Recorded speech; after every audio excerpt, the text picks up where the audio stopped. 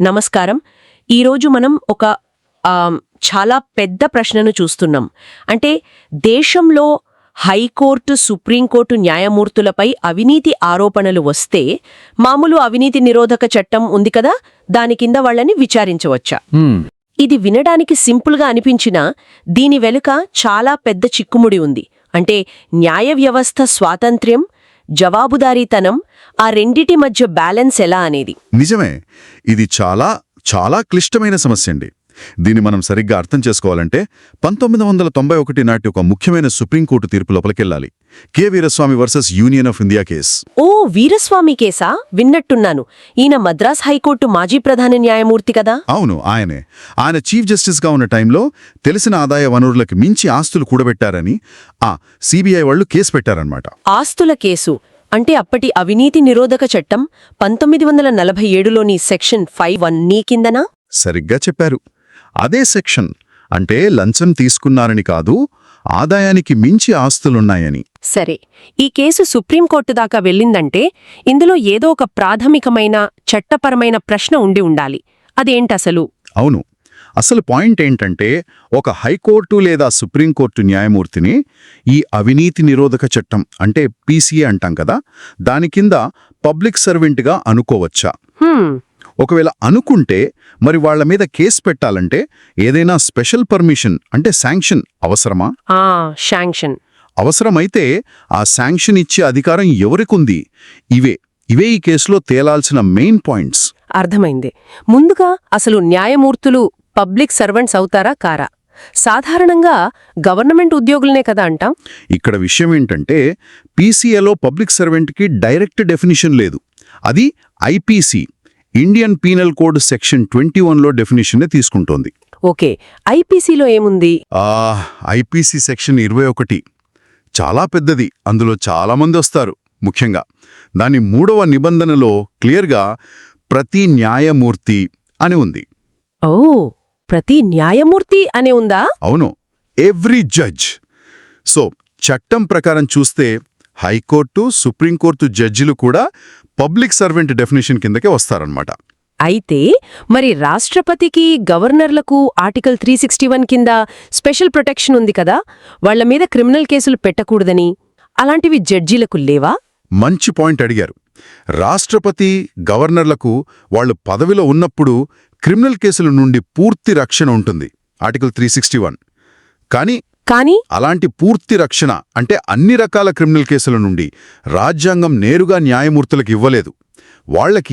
వాళ్ల జ్యుడిషియల్ డ్యూటీస్కి సంబంధించి రక్షణలున్నాయి. అంటే ఇప్పుడు ఐపీసీ సెక్షన్ 77 ఉంది. నిజాయితీగా డ్యూటీ చేస్తున్నప్పుడు తీసుకున్న నిర్ణయాలకు వాళ్లు బాధ్యులు కారు. అలాగే జ్యుడిషియల్ ఆఫీసర్స్ ప్రొటెక్షన్ యాక్ట్ ఉంది. కానీ అవినీతి లాంటి ఆరోపణల విషయంలో డైరెక్ట్ మినహాయింపు లేదు. సరే, అంటే చట్టం ప్రకారం వాళ్లు పబ్లిక్ సర్వెంట్సే. మరి పబ్లిక్ సర్వెంట్ మీద అవినీతి కేసు పెట్టాలంటే పర్మిషన్ కావాలి అన్నారు కదా, ఆ సెక్షన్ 6, దాని గురించి కొంచెం చెప్పండి.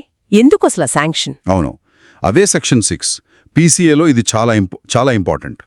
దీని ప్రకారం ఏంటంటే ఒక పబ్లిక్ సర్వెంట్ మీద కొన్ని రకాల అవినీతి నేరాలకు సంబంధించి కోర్టు కేసును విచారణకు తీసుకోవాలంటే, అంటే కాగ్నిజెన్స్ తీసుకోవాలంటే, వాళ్ళని పదవి నుంచి తొలగించడానికి అధికారమున్న అధికారి దగ్గర నుంచి ముందస్తు పర్మిషన్, అదే ప్రియర్ శాంక్షన్ కంపల్సరీగా తీసుకోవాలి. ఈ పర్మిషన్ ఎందుకు అవసరం అంటారు? దీని మెయిన్ ఉద్దేశ్యం నిజాయితీపరులైన ఆఫీసర్లను అనవసరమైన తప్పుడు కేసుల నుంచి, వేధింపుల నుంచి కాపాడటం అన్నమాట. లేకపోతే ఎవరు పడితే వాళ్ళు కేసులు పెట్టేస్తారు కదా, కక్ష సాధింపుగా. అదొక సేఫ్ గార్డ్ లాంటిది. ఓకే, ఇక్కడే అసలు ప్రాబ్లం వస్తున్నట్టుంది. మామూలు గవర్నమెంట్ ఎంప్లాయీని తీసేయాలంటే ఎవరో ఒక ఆఫీసర్ ఉంటారు. కానీ హైకోర్టు, సుప్రీంకోర్టు జడ్జిలను ఎవరు తీసేస్తారు? ఆ ప్రాసెస్ చాలా కాంప్లికేటెడ్ కదా. సరిగ్గా పట్టుకున్నారు. అదే ఈ కేసులో పెద్ద వాదనకు దారితీసింది. హైకోర్టు, సుప్రీంకోర్టు జడ్జీలను తీసేయాలంటే రాజ్యాంగంలోనే ఉంది. ఆర్టికల్ 124(4), 218 ప్రకారం పార్లమెంటు 2 సభల్లో స్పెషల్ మెజారిటీతో అభిశంసన తీర్మానం పాస్ అవ్వాలి. అవును. ఆ తర్వాత ప్రెసిడెంట్ ఆర్డర్ వేస్తారు. మరి అలాంటప్పుడు ఒక్క పర్టిక్యులర్ వ్యక్తిని తొలగించడానికి అధికారం ఉన్న అధికారి అని ఎలా అంటాం? పార్లమెంట్ ఏమైనా శాంక్షన్ ఇచ్చే అథారిటీనా? ఇది ఇది వీరస్వామి తరఫున లాయర్లు గట్టిగా వాదించారు. ఎంప్లాయీస్ అని చెప్పి ఆ తర్వాత ఇతర వ్యక్తులు అని ఉంది. ఈ ఇతర వ్యక్తులనేది కూడా గవర్నమెంట్తో ఎంప్లాయీ రిలేషన్ ఉన్న వాళ్లకే వర్తిస్తుంది గాని ఇండిపెండెంట్గా ఉండే జడ్జిలకు కాదు అని వాదించారు. దీనికి ఎజుస్డెమ్ జెనెరిస్ అనే ఒక లీగల్ ప్రిన్సిపుల్ని కూడా వాడారు. ఎజుస్డెమ్ జెనెరిస్ అంటే ఒక లిస్టులో కొన్ని స్పెసిఫిక్ ఐటమ్స్ చెప్పి చివర్లో ఇంకా వేరేవి అని రాస్తే ఆ వేరేవి కూడా ముందు చెప్పిన వాటిలాంటివే అయి ఉండాలి అని అర్థం. అంటే వాళ్ల ప్రకారం జడ్జిలు గవర్నమెంట్ ఎంప్లాయీస్ లాంటి వాళ్లు కాదు కాబట్టి ఆ ఇతర వ్యక్తుల్లో రారు. మరి సుప్రీంకోర్టు ఒప్పుకుందా ఈ వాదనల్ని? అసలు శాంక్షనింగ్ అథారిటీ ఎవరు అని ఏం చెప్పింది? ఇక్కడే అసలు విషయం ఉంది. మెజారిటీ జడ్జీలు అంటే 5గురిలో 3 వీరస్వామి వాదనలను ఒప్పుకోలేదు. ఈ జుస్డమ్ జెనరస్ ఇక్కడ వర్తించదు అన్నారు. ఎందుకంటే ఐపీసీ సెక్షన్ 21లో పబ్లిక్ సర్వెంట్ డెఫినిషనే చాలా రకాల వాళ్లని కలుపుతుంది. సరే, మరి శాంక్షనింగ్ అథారిటీ ఎవరు? ఆ ప్రశ్నకొస్తే మెజారిటీ తీర్పు ఏం చెప్పిందంటే జడ్జీలని తీసేసే ప్రాసెస్లో ఫైనల్గా ఆర్డర్ వేసేది ప్రెసిడెంట్ కదా. అవును. కాబట్టి ఈ పీసీఏ సెక్షన్ 6 అవసరాల కోసం ప్రెసిడెంట్నే శాంక్షనింగ్ అథారిటీగా పరిగణించాలి అని చెప్పింది. ఓ అలాగా. అంటే పార్లమెంట్ తీర్మానం అవసరమైన లాస్ట్ సైన్ ప్రెసిడెంట్దే కాబట్టి ఆయనే శాంక్షన్ ఇవ్వొచ్చని కోర్టు ఇంటర్ప్రెట్ చేసిందనమాట. అంతే. కానీ ఇక్కడ ఇంకో పెద్ద భయం ఉంది కదా. అదే జ్యుడిషియల్ ఇండిపెండెన్స్, అంటే న్యాయ వ్యవస్థ స్వాతంత్ర్యం. ప్రభుత్వాన్నే కంట్రోల్ చేయాల్సిన జడ్జీల మీద ప్రభుత్వమే కక్షతో పీసీఏ కేసులు పెడితే దాన్ని మిస్యూజ్ చేసే ప్రమాదం ఉంది కదా. ఖచ్చితంగా ఉంది. అది చాలా చాలా కీలకమైన ఆందోళన. జడ్జీలు ఎవ్వరికీ భయపడకుండా ఒత్తిడి లేకుండా తీర్పులు ఇవ్వాలంటే వాళ్ళకి స్వాతంత్ర్యం ఉండాలి. ఈ ప్రమాదాన్ని సుప్రీంకోర్టు కూడా గుర్తించింది. అందుకే మెజారిటీ తీర్పు ఒక చాలా ముఖ్యమైన ఒక కొత్త సేఫ్గార్డ్ని, ఒక రక్షణ కవచాన్ని సూచించింది. ఇదే ఈ తీర్పులో చాలా ఇంపార్టెంట్ పాయింట్. ఏమిటది ఆ రక్షణ కవచం? అదేమిటంటే ఒక హైకోర్టు లేదా సుప్రీంకోర్టు జడ్జి మీద అవినీతి ఆరోపణలతో సిఆర్పీసీ సెక్షన్ 154 కింద ఎఫ్ఐఆర్ రిజిస్టర్ చెయ్యాలంటే అలా చేయడానికి ముందు ఖచ్చితంగా చీఫ్ జస్టిస్ ఆఫ్ ఇండియా సీజేఐని కన్సల్ట్ చేయాలి. ఓ, ఎఫ్ఐఆర్ కన్నా ముందేనా? అవును, ఎఫ్ఐఆర్ కన్నా ముందే.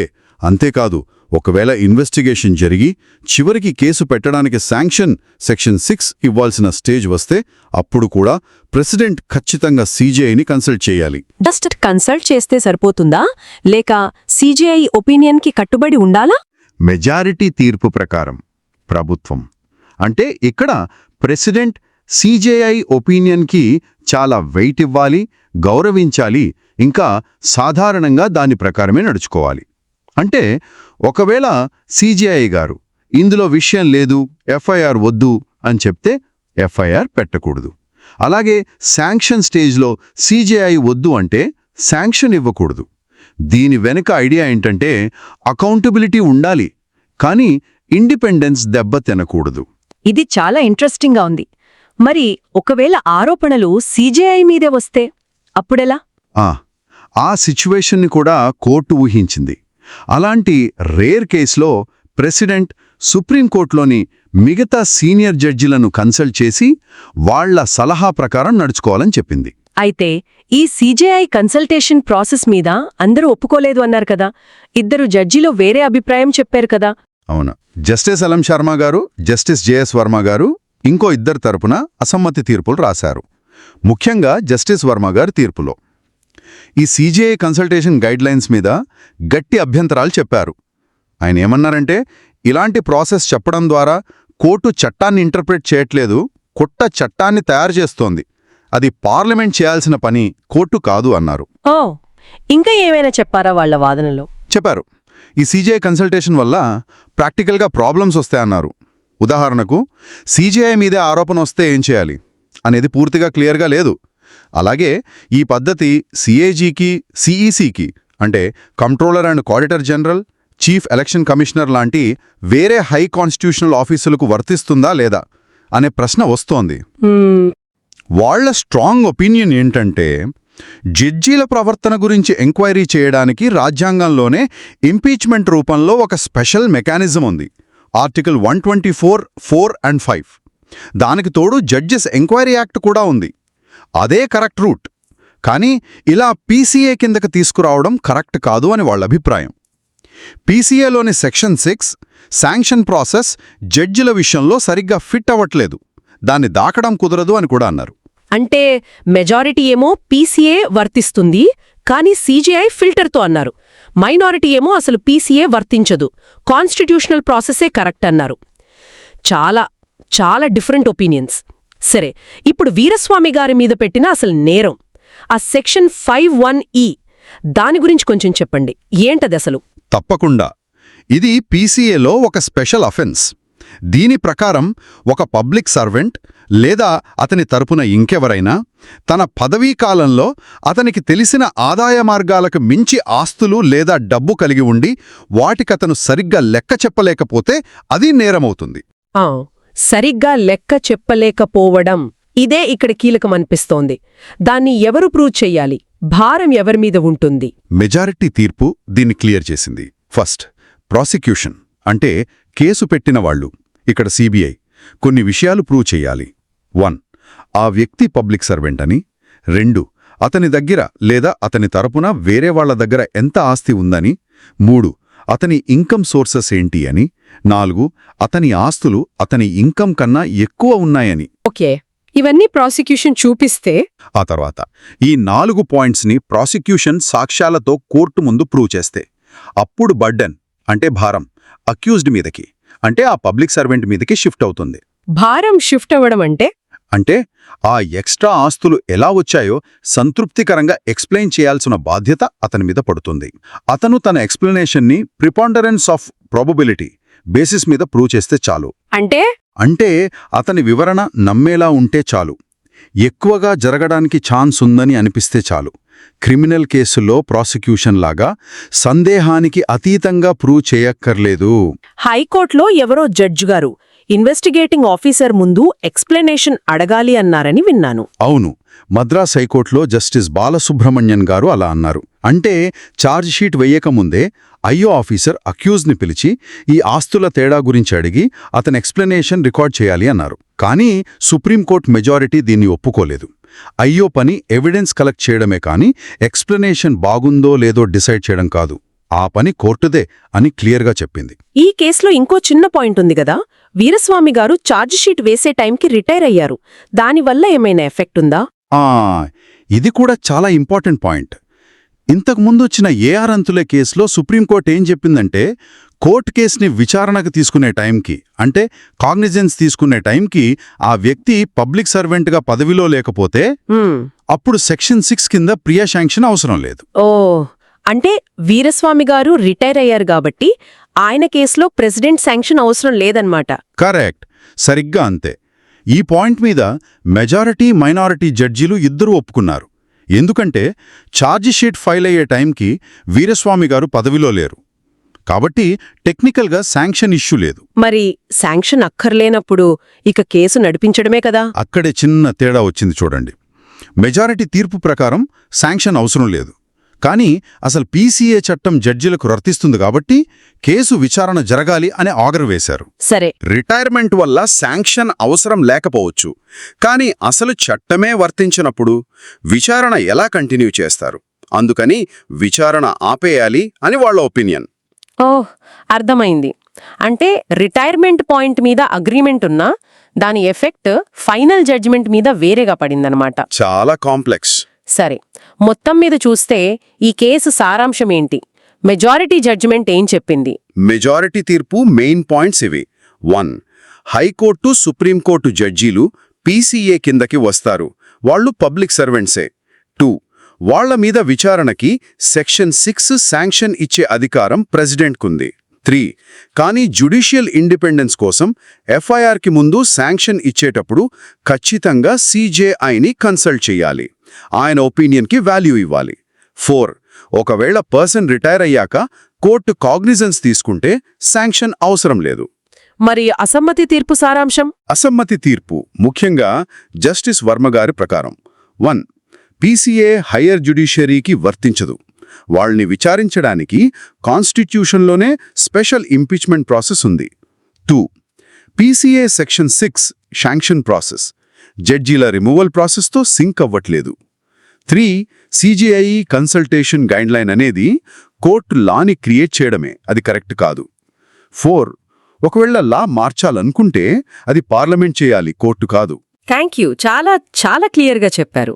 అంటే ఈ 1991 నాటి హిస్టారిక్ జడ్జ్మెంట్తో హై జ్యుడిషియరీ కూడా పీసీఏ పరిధిలోకి వస్తుందని తేలిపోయిందన్నమాట. కానీ వాళ్ళ ఇండిపెండెన్స్ని ప్రొటెక్ట్ చేయడానికి సీజేఐ రూపంలో ఒక స్పెషల్ ఫిల్టర్ లాంటిది, ఒక సేఫ్ గార్డ్ని కోర్టు పెట్టింది. అవును, ఇది ఎప్పుడూ ఉండే ఒక బ్యాలెన్సింగ్ యాక్టే. జ్యుడిషియల్ ఇంటెగ్రిటీని కాపాడాలి, కరప్షన్ని సహించకూడదు. అదే టైంలో జడ్జీలు ఫ్రీగా భయం లేకుండా పనిచేసేలా చూడాలి.